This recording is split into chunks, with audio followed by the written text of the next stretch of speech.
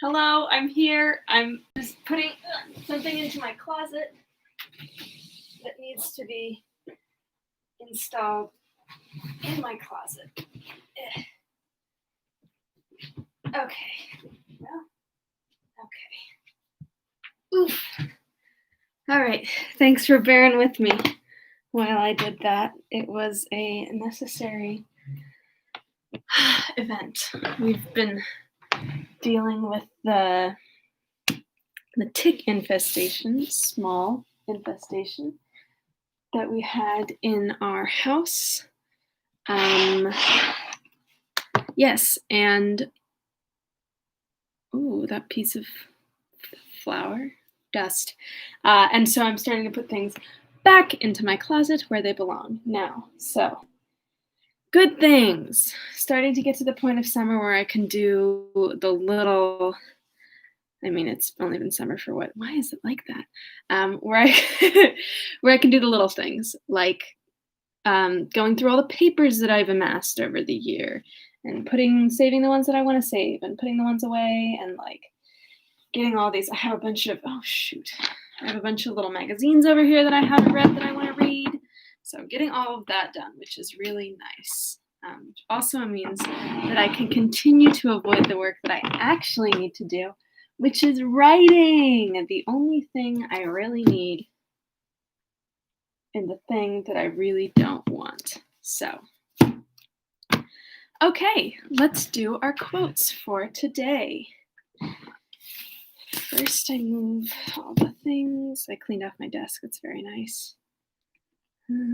Please open, sir. Sir. Okay. Okay. Okay. This is from How to Be an Antiracist. It says, racist ideas are constantly produced to cage the power of people to resist. So they don't want us to have power. But we need to take it, and we do have it. Okay, so let's do a recap from yesterday. Oh, yes. So Dr. Archie invites Thea to go pick strawberries at his house. And Thea is uncomfortable, ostensibly because she doesn't like his wife. But we could do a deeper analysis, is that perhaps Dr. Archie makes her uncomfortable. But we'll just have to see. I don't know. Will we just have to see? Is this book going to really write about that? Who knows? Not me. So she goes to the house with her brother, her little baby brother, Thor, the cutest man. So that is a $10 word. Is it a $10 word? Who knows? So yeah, she picks the things. We're really mean to Mrs. Archie. I forget what her last name is. I'm just calling her Mrs. Archie.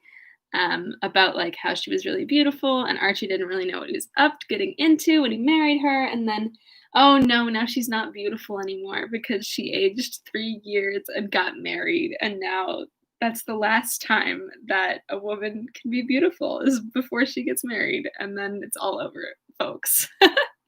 So the best way to hack into your ancient witch power is to never get married, and then you'll just keep increasing in beauty, and people, and that's that on that.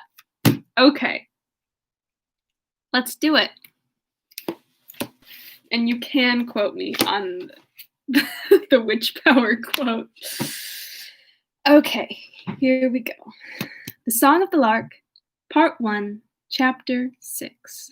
Every day it's like the 3 minions who run in the night shift of my brain, like running on a treadmill to figure out how to read Roman numerals as quickly as possible. Okay, let's do it. Seen from a balloon, Moonstone would have looked like a Noah's Ark town set out in the sand and lightly shaded by gray-green tamarisks and cottonwoods. A few people were trying to make soft maples grow in their turfed lawns, but the fashion of planting incongruous trees from the North Atlantic states had not become general then, and the frail, brightly painted desert town was shaded by the light-reflecting, wind-loving trees of the desert, whose roots are always seeking water and whose leaves are always talking about it, making the sound of rain. The long, porous roots of the cottonwood are irrepressible. They break into the wells as rats do in granaries, and thieve the water. Heaven forbid we plant a tree that's out of fashion. The long street which connected Moonstone with the depot settlement traversed in its course a considerable stretch of rough, open country, staked out in lots but not built up at all, a weedy hiatus between the town and the railroad. When you set out along the street to go to the station, you noticed that the houses became smaller and farther apart until they ceased altogether, and the board sidewalk continued its uneven course through sunflower patches until you reached the solitary, new brick Catholic church. The church stood there because the land was given to the parish by the man who owned the adjoining waste lots, in the hope of making them more saleable. Salable? Farrier's Addition. This patch of prairie was called in the clerk's office. An eighth of a mile beyond the church was a washout, a deep sand gully where the board sidewalk became a bridge for perhaps 50 feet. Just beyond the gully was old Uncle Beamer's grove, 12 town lots set out in fine, well-grown cottonwood trees, delightful to look upon or listen to, as they swayed and rippled in the wind. Uncle Billy had been one of the most worthless old drunkards who ever sat on a store box and told filthy stories. One night, he played hide-and-seek with a switch engine and got his sodden brains knocked out. Good Lord. But his grove, the one creditable thing that he had ever done in his life, rustled on.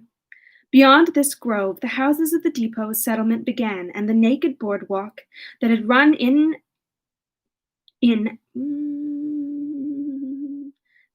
out of the sunflowers, again became a link between human dwellings. One afternoon, late in this— oh, Archie is his last name? Oh my god! I had a character in my screenplay named Archie. He was the romantic lead. We stan Archie. Not that Archie, not this Archie. Okay. One afternoon, late in the summer, Dr. Howard Archie was fighting his way back to town along this walk through a blinding sandstorm, a silk handkerchief tied over his mouth. He had been to see a sick woman down in the depot settlement, and he was walking because his ponies had been out for a hard drive that morning. As he passed the Catholic church, he came upon Thea and Thor. Thea was sitting in a child express wagon, her feet out behind, kicking the wagon along and steering by the tongue. Thor was on her lap, and she held him with one arm. He had grown to be a big cub of a baby, with a constitutional grievance, and he had to be continually amused. Thea took him philosophically and tugged and pulled him about, getting as much fun as she could under her encumbrance. Her hair was blowing about her face, and her eyes were squinting so intently at the uneven board sidewalk in front of her that she did not see the doctor until he spoke to her. "Look out, Thea. You'll steer that youngster into ditch." The wagon stopped. Thea released the tongue, wiped her hot, sandy face, and pushed back her hair. "Oh, no, I won't. I never ran off but once, and then he didn't get anything but a bump. He likes this better than a baby buggy, and so do I." "Are you going to kick that cart all the way home?" "Of course. We take long trips. Whenever there is a sidewalk. It's no good on the road."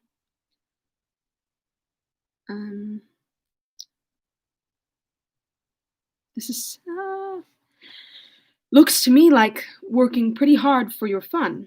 Are you going to be busy tonight? Want to make a call with me? Johnny's come home again, all used up. His wife sent me word this morning, and I said I'd go over to see him tonight. He's an old chum of yours, isn't he? Oh, I'm glad. She's been crying her eyes out. When did he come? Last night on number 6. Paid his fare, they tell me. What does that mean? Too sick to beat it. There'll come a time when that boy won't get back, I'm afraid. Come around to my office about 8 o'clock. And you needn't bring that. This is so weird. Why are you asking this 11-year-old child to come to work with you? We don't love to see it.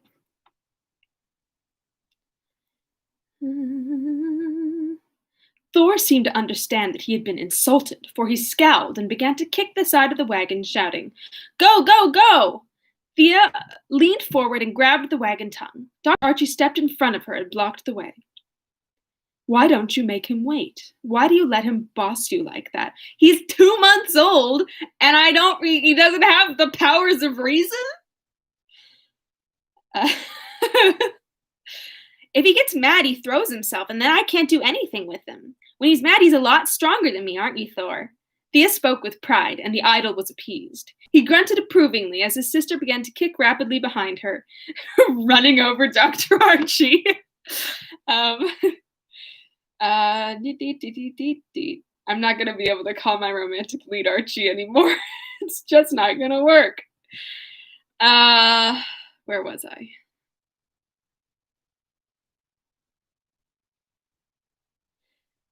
And the wagon rattled off and soon disappeared in the flying currents of sand.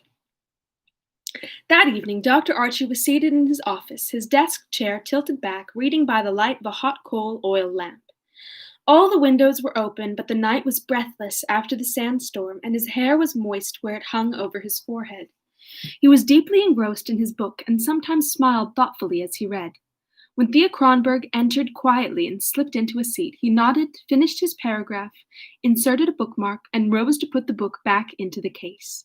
It was one out of the long row of uniform volumes on the top shelf. Nearly every time I come in when you're alone, you're reading one of those books, Thea remarked thoughtfully. They must be very nice. The doctor dropped back into his swivel chair, the mottled volume still in his hand. They aren't exactly books, Thea, he said seriously. They're a city. A history, you mean? Yes and no. They're a history of a live city, not a dead one. A Frenchman undertook to write about a whole city full of people, all the kinds he knew. And he got them nearly all in, I guess. It's very interesting. You'll like to read it someday when you're grown up. What do you think he's reading? I feel like he might be reading Charles Dickens, but I've never read any Dickens, and he's not French. So I'm gonna take back everything that I just said and not do that. Thea leaned forward and made out the title on the back. A distinguished provincial in Paris. That doesn't sound very interesting. Perhaps not, but it is. The doctor scrutinized her broad face, low enough to be in the direct light from under the green lampshade. Yes, he went on with some satisfaction. I think you'll like them someday. You're always curious about people, and I expect this man knew more about people than anybody that ever lived. City people or country people? Both. People are pretty much the same everywhere. Oh, no, they're not. The people who go through in the dining car aren't like us.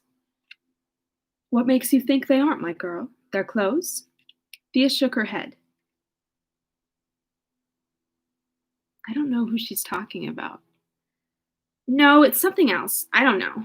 Her eyes shifted under the doctor's searching gaze as she glanced up at the row of books. How soon will I be old enough to read them? Soon enough, little girl. The doctor patted her hand and looked at her index finger. The nail's coming all right, isn't it? But I think that man makes you practice too much. You have it on your mind all the time. He had noticed that when she talked to him, she was always opening and shutting her hands. It makes you nervous. Well, no, maybe you make her nervous. If she's doing it all the time when she's with you.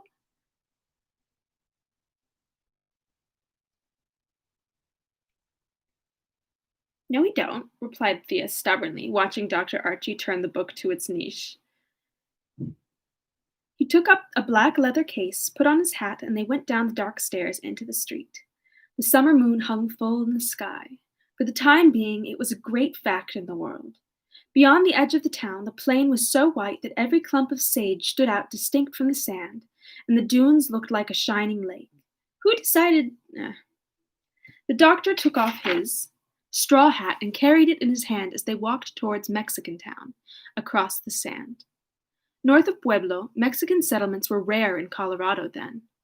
This one had come about accidentally. Johnny was the first Mexican who had come to Moonstone. He was a painter and a decorator and had been working in Trinidad when Ray Kennedy told him there was a boom on in Moonstone and a good many new buildings were going up. A year after Johnny settled in Moonstone, his cousin, Famos Sereños, I think it must be Sereños, came to work in the brickyard. Then Sereños' cousin came to help him. During the strike, the master mechanic put a gang of Mexicans to work in the roundhouse. The Mexicans had arrived so quietly with their blankets and musical instruments that before Moonstone was awake to the fact, there was a Mexican quarter, a dozen families or more. As Thea and the doctor approached the Dobie houses, interesting. It's called like Dobie, not Adobe. Don't know. They heard a guitar and a rich baritone voice, that of Famos Sereños, singing La Golondrina. All the Mexican houses had neat little yards with tamarisk hedges and flowers, and walks bordered with shells or whitewashed stones. Johnny's house was dark. His wife, Mrs. Me trying. Diamantes, I think that's right. Diamantes was sitting on the doorstep, combing her long, blue-black hair.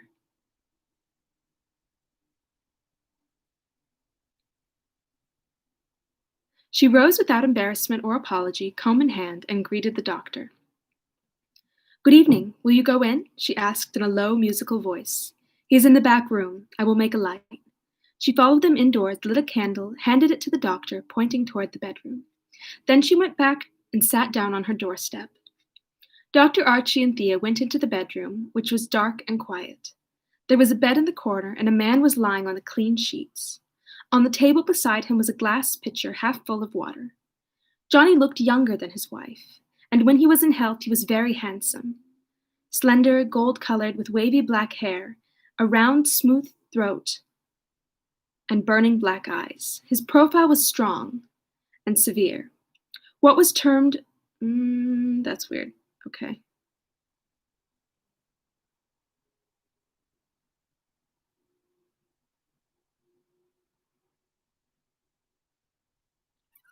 Don't know about this sentence.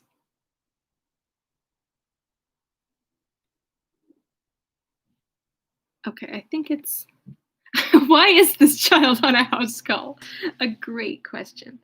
I think this is talking about his sickness, so I'm going to read it. But if it's not, let me know. If you think it isn't, we'll talk. Okay. What was termed his wildness showed itself only in his feverish eyes and in the color that burned on his tawny cheeks. That night he was a coppery green, and his eyes were like black holes. He opened them when the doctor held the candle before his face.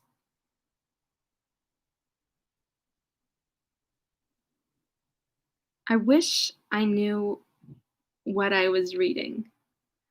Hello, Shiv. I'll give you a update. So, Dr. Archie, the most questionable of men, ran into Thea when she was just like pulling Thor along, like trying to keep this this baby occupied. And he's like, "Hey, do you want to like come on a house call with me tonight after dark?" And Thea was like, I don't know how to say no. I'm 11.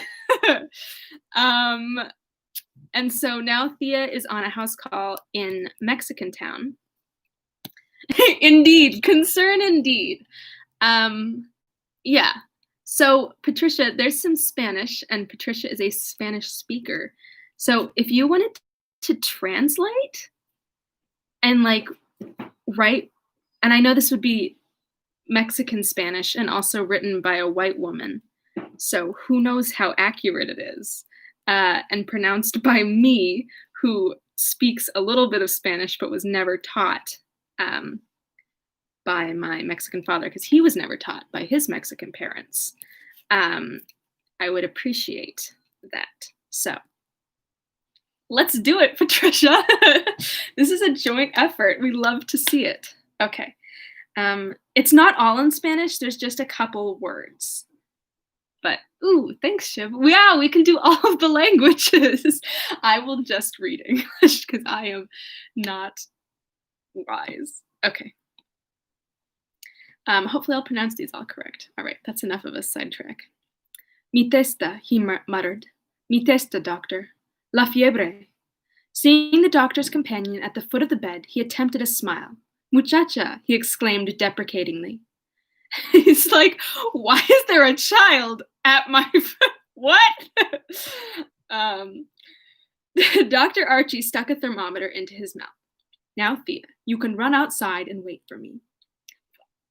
Why is she there? Um, Thea slipped noiselessly through the dark house and joined Mrs. Thea Mantes. The somber woman did not seem inclined to talk, but her nod was friendly. Thea sat down on the warm sand, her back to the moon, facing Mrs. Thea Mantes on her doorstep, and began to count the moonflowers on the vine that ran over the house. Mrs. Thea Mantes was always considered a very homely woman.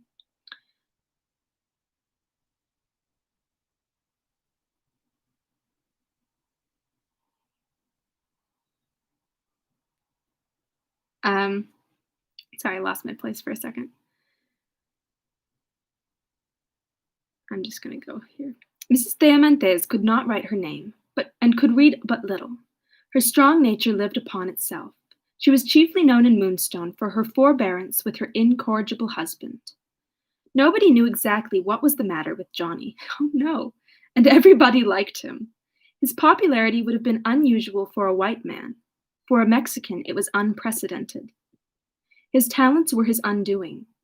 He had a high, uncertain tenor voice, and he played the mandolin with exceptional skill. What the fuck? All right, let's walk. Ay, ay, ay, this is a mess.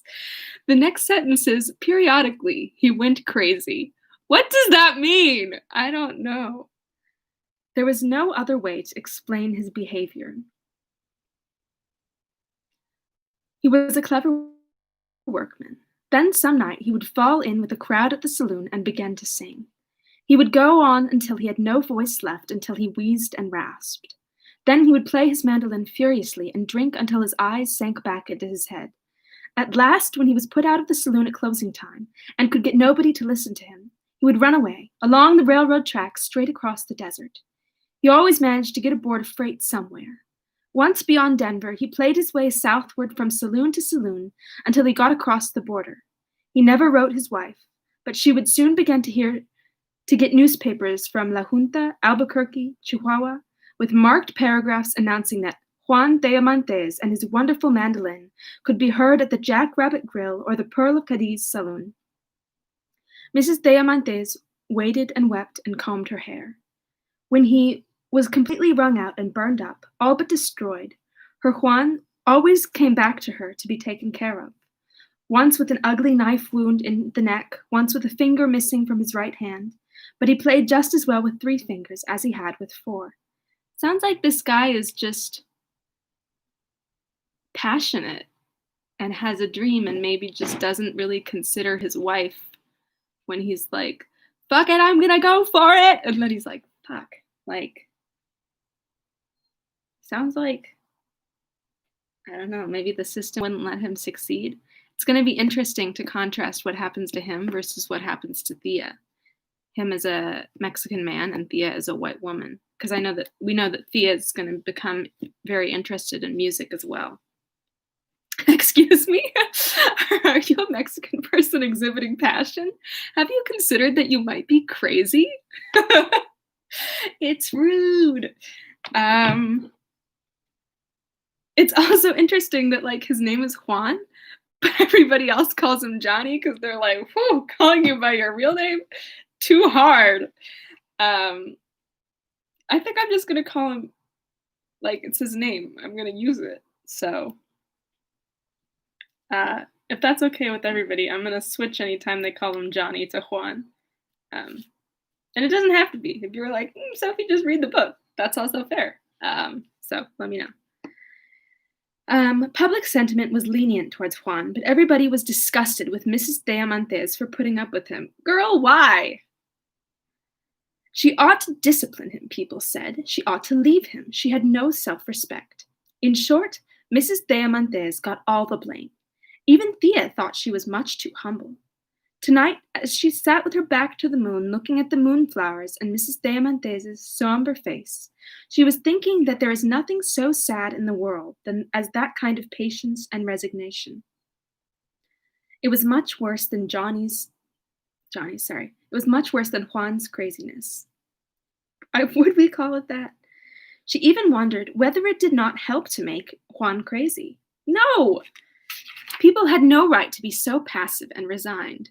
And you have no right to critique them. She would like to roll over and over in the sand and screech at Mrs. Diamantes. Why? She was glad when the doctor came out.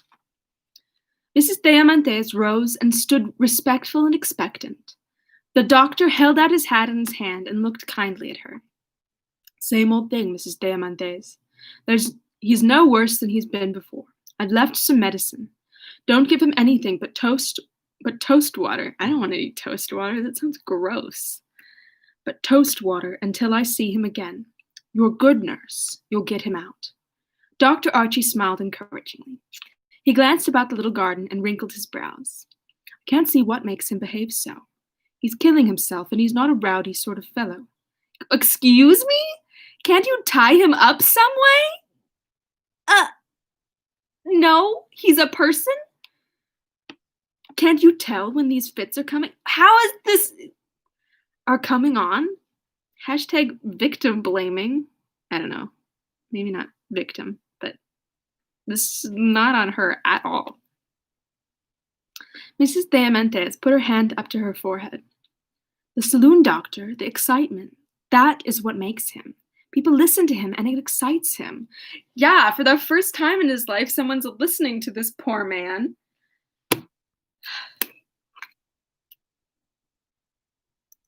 Wait. Shiv, are you okay? Can we come break you out? That does not sound fun. Let's see. The doctor shook his head. Maybe. He's too much for my calculations. I don't see what he gets out of it. Being listened to?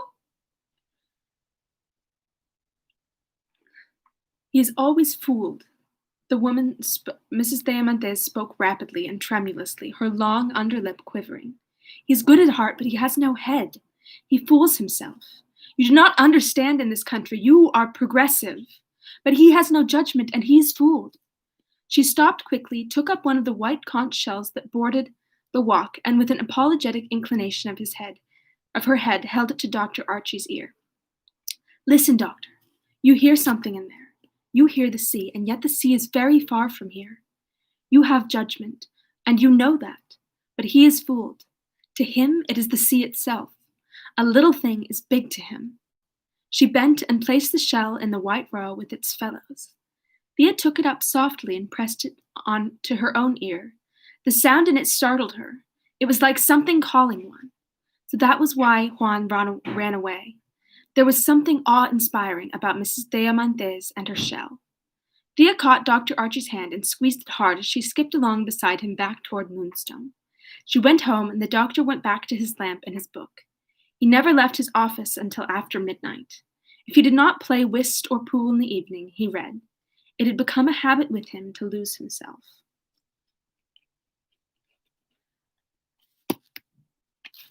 That's incredible. Wow. That was a very interesting chapter. There were some things that I edited out while I was reading because it was just, there were like characterizations that talked about like, this is something that all Mexicans have, or not like all, but it was like, this is characteristic of Mexican people. And it's like, not really though. So I edited a couple of those things out, but it wasn't anything like horrifically racist or anything. But nevertheless, it was certainly not like progressive. But I like Mrs. Diamantes' speech that's like you don't understand this country, you don't understand that in this country you are progressive. Like that's a really, I think, empowered thing to say. Um, that's like I found it an empowered thing to say. That doesn't mean that it has to be necessarily an empowered thing. Um, yeah. So I don't know. I again, like, I really didn't think that she would include any like Mexican characters, but she did. And I really like I love I think the Juan character is going to be really interesting to see, does he come back? How does Thea's journey just compared with his? I don't know. I'm really intrigued. I'm really intrigued by it. Okay. That is it for the Song of the Lark today. There's a musical that I think would be interesting. It's called Showboat. It's certainly not like racially progressive. It's pretty bad, to be honest with you. Um, but it has that similar thing where like, and we didn't talk about, maybe we did. I took an American musicals class, but essentially like a white woman gains fame by stealing a like song of black people, and that's of course not the narrative that the the musical takes. But I don't know. I think that would just an adjacent piece um, to the way that to that chapter, I guess. Um, yeah, that's my thought. Don't know if it's a full thought, but it is a thought. So here is our last quote of the day from How to Be an Anti-Racist. And it is about police officers. So, nearly all, 92% of white officers surveyed agreed with the post-racial idea that our country has made the changes needed to give blacks equal rights with whites. Only 6% of white officers co-signed the anti-racist idea that our country needs to continue making changes to give blacks equal rights with whites, compared to 69% of black officers. So, ACAB and no bueno. That kind of like refutes the like, but there are good cops. It's like the cops know, no. It doesn't work like that. The system is not good, therefore there cannot be good cops. If anybody, Scott Peters, our San Diego representative in Congress, sent out an email to everyone who has been like emailing him and was like, I know that there are good cops. And you're like, no, Scott. So I wrote him an email back. So I wrote him an email back and was like, Scott, that's not the stance you need to take. So if you want to email Scott Peters and like, I don't know, help him out, I guess, and make him see that that's not what the way that change can be made, because clearly, like, there are deep problems in the policing system, just evidenced by that singular quote. So, yeah, email your representatives because they're not always on the same page. And I know in California, it's easy to be like, Kamala Harris and Dianne Feinstein. And like, although like they are good, they also like Kamala has like, I don't know, she came to power in a way that's not, and I can't, I guess I shouldn't try to roast someone if I don't know the full backstory. Exactly. Thank you, Shiv. So just to like remember that even though we're in California, like there's still progressive change that needs to happen in our own representatives. And even though it can be like, well, we're all Democrats here, we're not. And we need to help other people, even if they're Democrats, to why do I try to talk sometimes? Help other Democrats to change the way they think about certain issues, um, and lead to a more progressive future. So I'll put Scott Peters' email in the comment section, not the comment section, the description. So please feel free to send him a little clickety-clack email. And we'll all make this change together. So keep going. And that's it for today. Woo! For today is Saturday, and tomorrow is Sunday and Father's Day. So say hi to your dads if your dads deserve to be said hi to. And love to those who don't have dads, and love to those who just have moms, and all of those classifications. Alrighty-os. I'm gonna go now. It's been wonderful to see you all. I love you dearly. I'll see you tomorrow at 3, where we will continue the Song of the Lark. And goodbye. Thanks for tuning in. I love and miss you all. Okie dokie. Goodbye. Goodbye. Hit the end.